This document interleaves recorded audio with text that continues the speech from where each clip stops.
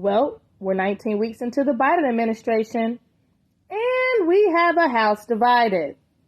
Last week, we left off in Tulsa. Biden traveled to Tulsa on Tuesday to deliver remarks to commemorate the 100th anniversary of the Tulsa Race Massacre. My fellow Americans, this was not a riot. This was a massacre. Hell was unleashed. Literal hell was unleashed. The Tulsa Massacre occurred in the Greenwood District, also known as Black Wall Street.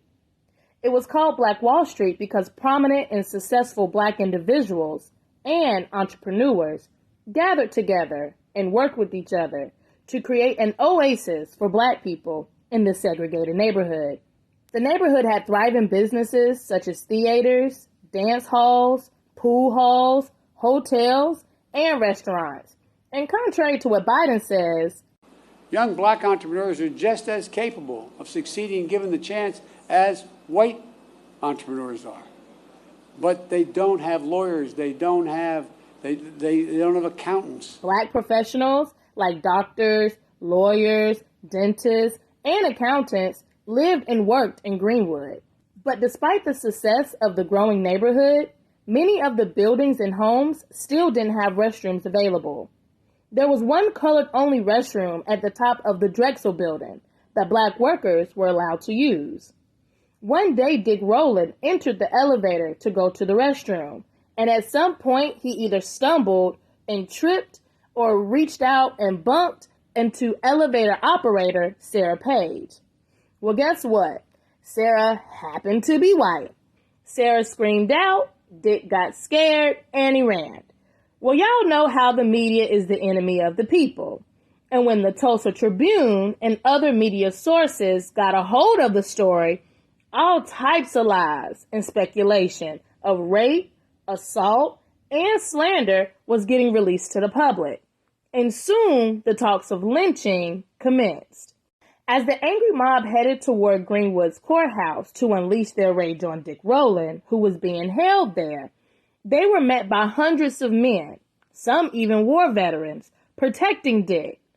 And hearing that Sarah Page was not pressing charges and did not admit to rape allegations or had any evidence of foul play made by Rowland, infuriated the mob even more. One shot was fired, then all hell broke loose for the next 24 hours, leaving bloody bodies and burning buildings in the street. Joe Biden said this heinous act of white supremacy must be stopped, and his recent anti-hate crime bill, his promises to revitalize the community through his infrastructure plan, and a low housing market is the reparations Black people deserve. And he can get this all done if only the right side of the aisle would cooperate. Am I the only one that can see that this is a publicity stunt to push the infrastructure bill? After the GOP shut down Biden's excessive spending offer and created a proposal of their own, there still has been no progress made on a bipartisan decision. And Biden and his constituents refused to settle on what they call a sham of a proposal and said it doesn't meet any of Biden's objectives. The Democrats again are feeling the pressure, and many have done away with compromise, especially with midterms slowly approaching. Many feel that if they continue to engage in bipartisanship, that is a waste of time. And if they do not pass this bill and deliver to the American people, this could disturb the Democrats' majority when it comes down to midterm elections. Yep, there it is. So it's not about what's best for the people. It's about what's best for the politician. But don't let the Democrats United Front on this particular issue fool you. All of them are not on one accord. And AOC made that very clear when she spoke out against the stance Kamala Harris took on migrants fleeing from Mexico. Kamala is whistling a different tune than she was before on immigration. We have always presented ourselves as being a nation of strength with strong arms. that when people are fleeing harm, we will embrace them. But with Joe Biden eliminating every effort made by Trump at reducing illegal immigration, including the recent Remain in Mexico legislation, there has been a massive border overload. And finally, Kamala Harris is saying, to folks in this region who are thinking about making that dangerous trek to the United States-Mexico border, do not come. Do not come. AOC said that these comments made from VP Harris were disappointing and that seeking asylum in the U.S. is 100% legal, especially when the U.S. is somewhat responsible for the fleeing to begin with. What we as a country, what the United States has not done is actually own up to the fact that we have contributed to regime change, destabilization, and interventionist foreign policy that has contributed to these awful conditions throughout Latin America.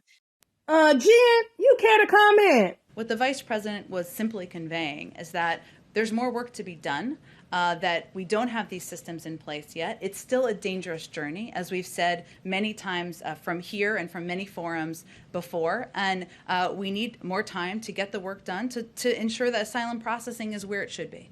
Kamala sat down on Monday in Central America to discuss some of these concerns. Yes, Kamala made it to the border, y'all. Well, not exactly. Her plane flew over the southern Mexico border before landing in Guatemala.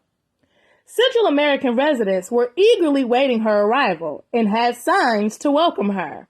However, Kamala didn't let that distract her and said she was there to meet with the current president and get to the root causes of why so many migrants are fleeing from Mexico, and to discuss what is going on at the border and how it can be fixed. I came here to be here on the ground to speak with the leader of this nation around what we can do in a way that is significant, is tangible, and has real results. And I will continue to be focused on that kind of work as opposed to grand gestures. But in words of Nikki Haley, you can't fix what you haven't seen. It's been around 72 days since Kamala has been assigned the border crisis. And when asked again on why she hasn't been, she replied, This whole thing about the border, we've been to the border. We've been to the border. You haven't been to the border. And I haven't been to Europe. And Now, I don't know what going to Europe has to do with going to the border, but maybe Biden can tell us as he gears up to tackle foreign relations. Joe Biden is set to tackle his first foreign trip abroad this week, making multiple stops to visit and re-strengthen his foreign democratic allies before sitting down for what we have all been waiting for, his meeting with Russian President Vladimir Putin in Geneva on June 16th. However, before Biden can get started fixing what's going on around the world, calls were placed that the children we have elected to Congress still can't get it together and reach any compromise on legislation. I'm sure this is not sitting too well with our foreign allies, while our foreign competition is getting a kick out of it. How can you control what's going on around the world and you can't even control your own house?